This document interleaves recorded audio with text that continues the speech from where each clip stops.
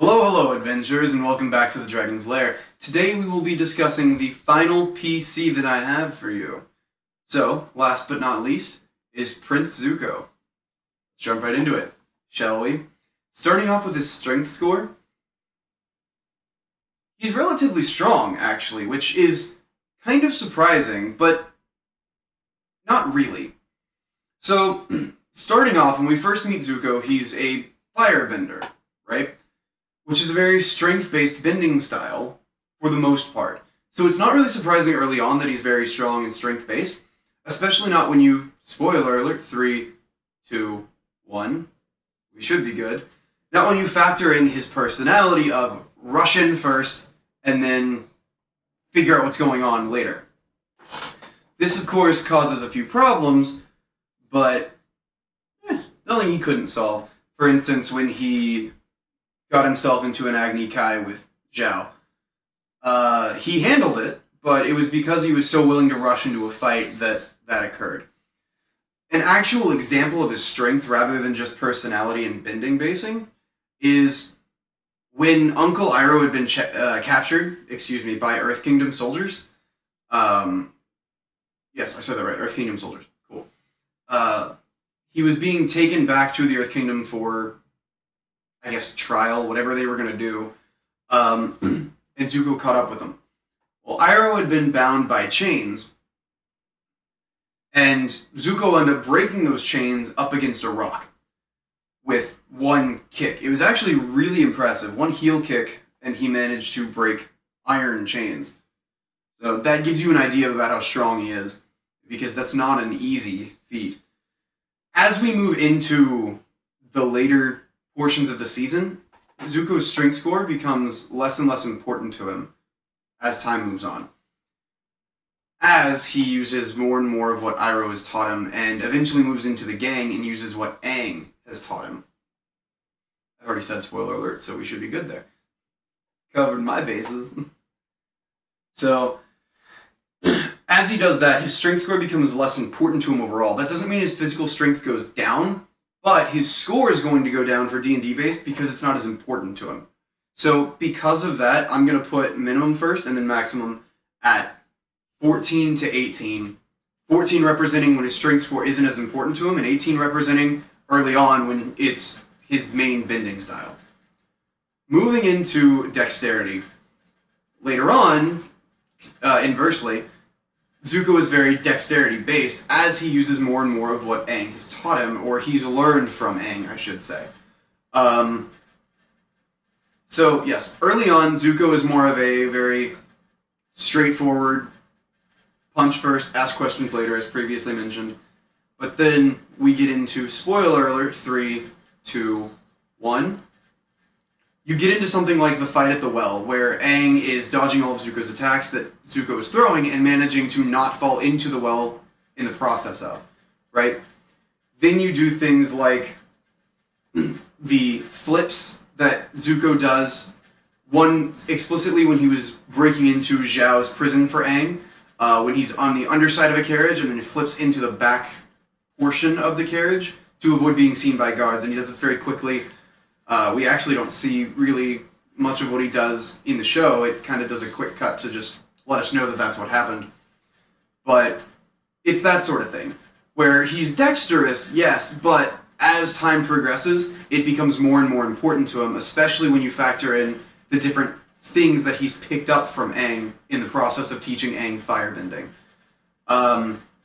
For instance, the Dragon's Dance, it's kind of a given that you're going to need to be relatively dexterous to dance well, especially when you've only had practice doing a dance one time.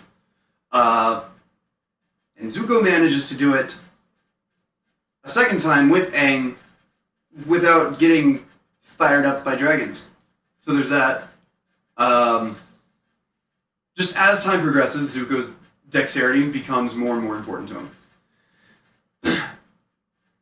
Another thing that I had forgotten up until this point is when you have the double swords, right? So Zuko does his battle with Jet in Season 2, I believe. Possibly Season 3, I'm getting those numbers mixed up. But I believe it was Season 2. In fact, I know it was season 2. Zuko and Jet do their sparring match with both of their double swords, essentially. And it's a very dexterous-based fight. Attacks are being dodged and blocked very quickly because attacks are being made just as fast. So you factor that in. I know it's a very winded explanation. I'm putting Zuko's dexterity score at 14 to 18, mimicking his strength score, except inversely. So it starts off lower, and then as time goes on, it gets higher. So depending on what timeline of Zuko you want to play, 14 to 18.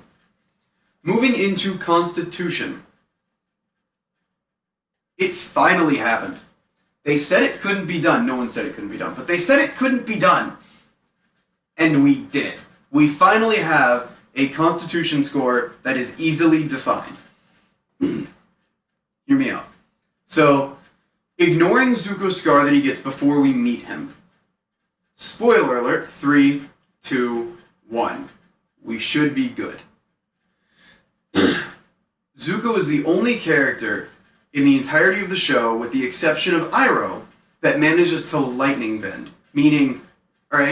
Redirect lightning, not bend lightning, redirect it. Now, we've covered this before and I'll say it again. It would draw with on your main internal systems, right? Your body's main internal systems to be able to intake lightning, and then be just as difficult to make it go where you want it to go. Zuko manages to do this twice. This is why I'm putting his Constitution score as high as it is. Because the first time, he does it on the Day of the Black Sun, when his father shoots lightning his way, and he manages to take it in and then redirect it, choosing not to redirect it back at his father, which is an interesting decision on his end. It shows a little bit of growth throughout the show. The second time he does it is in the final Agni Kai with his sister Azula, where Azula sends lightning, but not at Zuko. She sends the lightning down towards Katara. Zuko jumps in front of it, taking it, and manages to redirect it out to not harm anyone. The only reason he came out of that with injuries is because Zuko wasn't grounded when he did it. He jumped in front of it, kind of doing a side lean into the path of the lightning to be able to catch it and redirect it.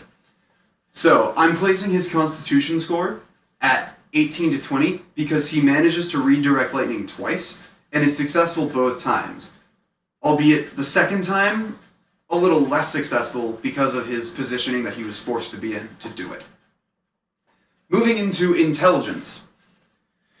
Zuko knows a little bit, right? He's relatively smart. He's assumably a good planner and battle master, right? He knows his way around the battlefield, knows how to plan, that sort of thing. Not battle master, the D&D subclass. Clarification. So yeah, he does that. He would have assumably gone to as prestigious of a school as Azula did. We do know that he was trained by Master Pian Tao in the art of the dual swords, and another firebending master taught him the basics of firebending when Zuko was much younger. However, when we first meet Zuko, spoiler alert, 3, 2, 1, we should be good. When we first meet him, he is still learning the basic forms of firebending from his uncle Iroh, which would lead us to believe that he's not necessarily as intelligent in the way of what he knows when we first meet him. Then, as things progress, he learns more and more techniques from firebending, and even a few different techniques from other bending styles to help him with his firebending. This is evident in the final Agni Kai when he sends a circular attack towards Azula rather than the linear attacks that they had been doing previously. As such, Zuko's intelligence score isn't going to be the highest, but it does get better as time goes on. So I'm placing its base at 12, and then its highest at somewhere around 16, give or take. Into wisdom. Iroh teaches Zuko a lot throughout the time that they spend together. As I mentioned before, spoiler alert, 3, 2, 1, we should be good. The drawing wisdom from multiple sources. If you draw from one source, it becomes rigid and stale. Drawing wisdom from multiple sources can help you become whole, right? That talk. He also teaches Zuko how to redirect lightning using waterbending techniques. Then Zuko makes a dumb decision of going out and trying to fight clouds, but you know, that would be a reason why his wisdom's not the highest. There is that. Then you have the final Agni Kai. Zuko had learned a lot from Aang. He goes into the final Agni Kai having thought everything through. He starts off with Azula doing straight linear firebending attacks back and forth. They attack and block in linear fashions, right? Straightforward, I'm going to hit you, and you're going to try to hit me, sort of thing. Up until the very end, when Zuko does, as I just mentioned, the circular attack, which is an airbending technique that we've seen Aang do before with his foot going in a circle. This sends fire everywhere in 360 degrees, right? And that is in no way a linear attack. That's something he had to have learned from Aang, because that's not typical firebending fashion, right? You also have the instance in that Agni Kai where Zuko baits lightning out of Azula. He knows that if he talks to her enough about what? No lightning? She'll do it. And that's what she does. Of course, he didn't necessarily expect her to shoot it at Katara, but he was ready to be able to handle it in the event that she did, right? He wanted her to shoot lightning because Zuko knew how to redirect it. Zuko knew how to use that against her. And that shows wisdom on his end of knowing something and being able to use it against your opponent. Put it into practice. So, because of that, I'm placing Zuko's wisdom score at 12 because it starts off relatively low. Could actually be even lower than 12, arguably. But at its highest, I'm placing it at 18. Because as time goes on, he gains experience from the real world and uses what Aang and Iroh teach him. And overall, just becomes wiser from it. Moving into charisma. It's not the greatest, but it's also not terrible. You have instances of bad charisma, you have instances of good charisma. For example, spoiler alert, 3, 2, 1. Hello, Zuko here. We all kind of know that's kind of a bad example of charisma. You really think after trying to kill the Avatar or capture the Avatar for however long, you're going to waltz up to their group and say, "Hi, I'm here to join you." And that's going to go over well. So, there is that. Then you have the instance of good charisma that I was talking about. For instance, I didn't say it enough a second ago. Instance. So, you have the date scene from Tales of Ba Sing Se, where Zuko finds a girl, aside from May, that is willing to go out with him at least once. And he has a point in time, I almost said instance again. Algorithm. There's a point in time where he takes her to kind of a park ground, for lack of a better term, kind of in the center of the city, where there are a bunch of lanterns, but none of them are lit. So he tells her to close her eyes and proceeds to firebend all of the lanterns to be what lanterns do, which is shed light. Now, it's very charismatic and kind of bard-like moment, almost. However, it is pretty stupid, given the fact that there's a war going on and most people hate the Fire Nation. That being said, it is in Ba Sing Se, which there is no war in Ba Sing Se, so I'll leave that up to you. But it is a very charismatic moment. So because of that, I'm placing Zuko's charisma at 10 to 14, because it's not terrible, but it's not the greatest either. It's just kind of there. Moving into race and class.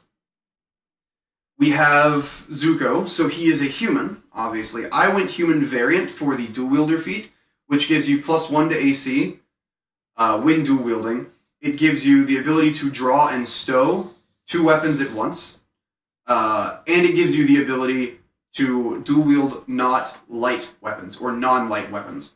So they don't have to have the express light property for you to be able to use them at the same time, to clarify. Then you have the extra skill, something like acrobatics to mimic all of his flips, or arcana to mimic the bending. Both make sense. And then you have +1 to do 2 different ability scores. Correct me on the name here. As for the class, I went Banner Master. Is that it? Banneret? Banneret. My bad. I was getting Battle Master and Banneret confused. Banneret. That's the name of the class. I believe on something like D&D Beyond, it's called the Purple Knight. Purple Dragon Knight, maybe.